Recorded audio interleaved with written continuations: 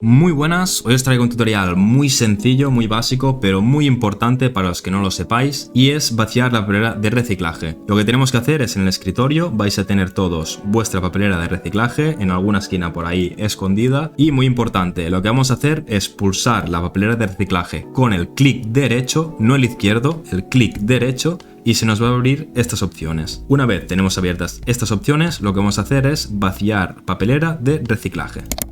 Ahí eliminar, ahí tenemos para eliminar elementos y le vamos a dar que sí.